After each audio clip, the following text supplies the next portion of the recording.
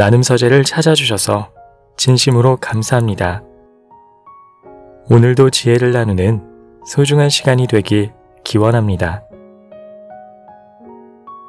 만족하는 삶을 살아야 합니다. 끝없이 원하고 욕망하는 마음이 삶을 불행하게 만듭니다. 그런데 과연 만족이란 무엇을 의미할까요? 현재 가진 것에 감사하고 더 소유하려 하기보다 조금씩 나누려는 마음이 아닐까요? 가만히 주위를 둘러보면 생각보다 많은 것을 가지고 있다는 것을 알 수 있습니다. 가지지 못한 것에 집중하기보다 지금 내 손 안에 있는 그것을 소중히 여기길 바랍니다. 오늘은 이와 관련된 생각 나눔과 함께 책 치우치지 않는 삶에 실려있는 이야기를 들려드리겠습니다.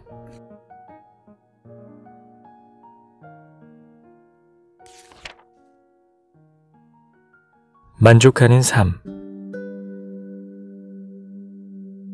만족스러운 삶을 살기 위해서는 삶의 우선순위를 다시 조정해야 한다. 욕망에만 집착하면 결국 외적인 요인이 우리를 지배하게 된다. 돈이나 권력, 사회적 지위만 쫓는 것은 도를 향한 우리의 눈을 가리고 우리를 만족으로부터 점점 멀어지게 한다. 우리의 에고가 재산, 지위, 권력 등을 얻는 것에 집착함으로써 우리는 소유와 성취를 과대평가하게 된다.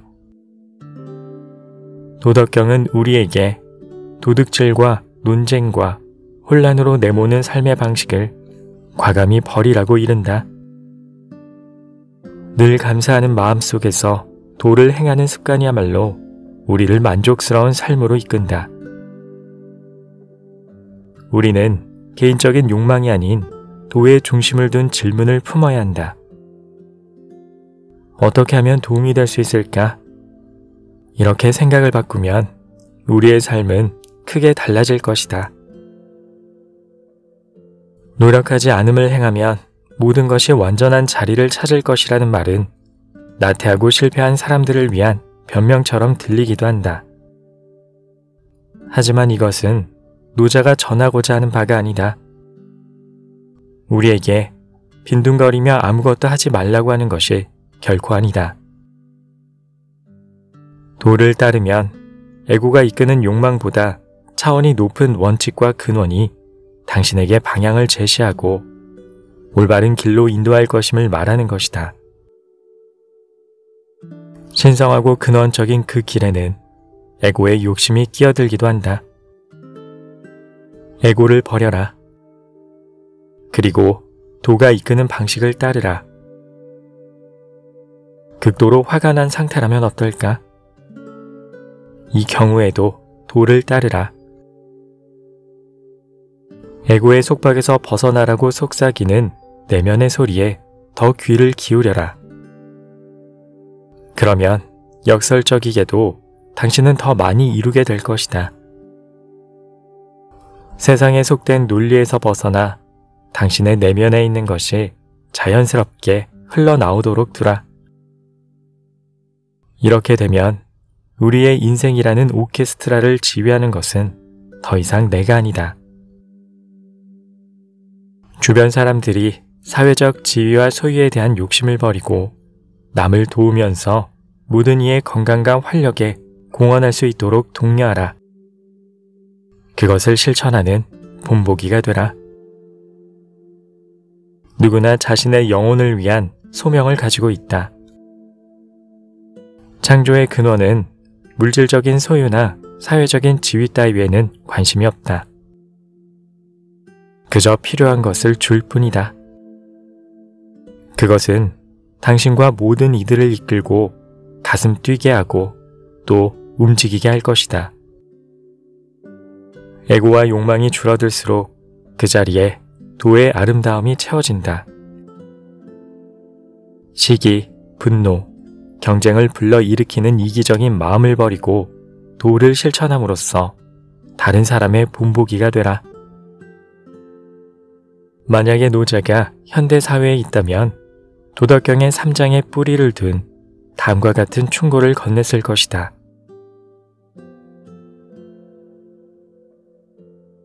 행복해지는 방법은 없다. 행복은 그 여정에 있는 것이다. 당신은 이루어지기만 하면 모든 것이 해결되리라 믿는 여러 가지 목표들을 가지고 있을 것이다.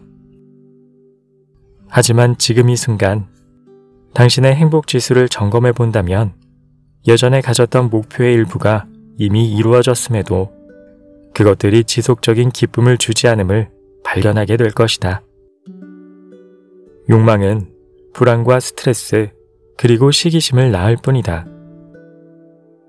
외적인 사건이 기쁨을 가져다 줄 것이라는 믿음을 버리고 삶에서 마주치는 모든 사소한 일들 속에서 행복을 찾아라. 도의 여정에 조화롭게 머물면 당신이 그토록 바라던 모든 것들이 삶으로 흘러들어오기 시작할 것이다. 좋은 사람들, 경제적인 뒷받침, 그 밖에 필요한 모든 것들이 함께 찾아올 것이다. 스스로를 너무 몰아세우지 마라. 지금 있는 그대로의 감사와 경외의 마음을 가져라. 당신의 인생을 좌우하는 것은 원대한 포부를 위해 마련한 시시콜콜한 목록들이 아니다. 그보다 훨씬 크고 중요한 그 어떤 것이다. 라고 노자는 말한다. 도는 만물의 근원이다. 도의 완전함을 믿으라. 도는 당신 내면에 존재하며 당신을 위해 작용한다. 도의 조화로움을 믿으라. 도는 당신이 어머니의 자궁 속에서 삶의 첫 9달을 보내는 동안 모든 욕구에서 자유로울 수 있도록 돌봐주었고 당신이 태어나는 데 필요한 모든 것들을 해결해 주었다. 당신이 도를 믿고 무의를 행한다면 도는 앞으로도 계속해서 그렇게 할 것이다. 원하는 것의 목록을 만들어서 이름을 붙일 수 없는 도에게 넘겨주라. 그것들을 넘겨주고는 그냥 믿으라. 그와 동시에 도의 안내에 귀를 기울이고 살펴보라. 당신에게 필요한 것이라면 무엇이든 공급해주는 완전한 에너지와 당신을 연결하라. 에고가 할 일은 아무것도 없다. 영원한 도가 당신을 통해 작용하도록 자연스럽게 내버려 두면 된다. 이것이야말로 노자가 오늘날의 우리에게 주는 메시지다. 다음은 헨리 데이비드 소로가 19세기 중반의 월든 호수에서 쓴 작품의 일부인데 이 글은 마치 도덕경의 3장을 구체적으로 표현하고 있는 듯하다. 단 하루라도 자연처럼 유유히 살고 사소한 일로 인해 삶의 여정에서 멀어지지 않도록 하자. 기적이 울리면 목이 쉬도록 울리게 내버려 두자. 종이 울리면 우리는 왜 달려야만 하는가? 난 항상 내가 태어나던 그날만큼도 지혜롭지 못했음에 가슴 아팠다. 당신 안의 현명함을 믿으라. 욕망이 당신과 도 사이의 영원한 관계를 망치지 못하게 하라.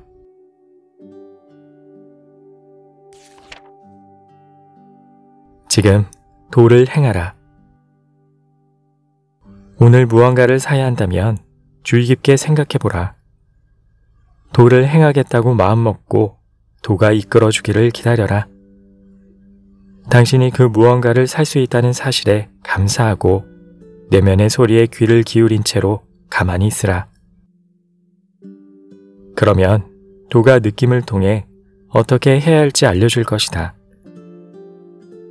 도는 어쩌면 당신에게 그 물건을 사라고 할 수도 있고 감사하는 마음으로 그저 감상만 하라고 할 수도 있다. 또는 그것을 사서 기증하거나 2개를 사서 하나는 당신이 갖고 다른 하나는 누군가에게 주라고 할 수도 있다. 그것도 아니라면 물건 살 돈을 자선단체에 기부하도록 하거나 그냥 사지 않도록 할 수도 있다. 매일 마주치는 상황 속에서 도를 실천하라. 그러면 더 깊은 만족을 느끼고 이해하게 될 것이다. 도덕경의 3장에서도 행함이 순수하고 자기가 사라지면 모든 것이 완전한 제자리를 찾는다 라고 말한다. 이것이야말로 내가 생각하는 만족의 의미다.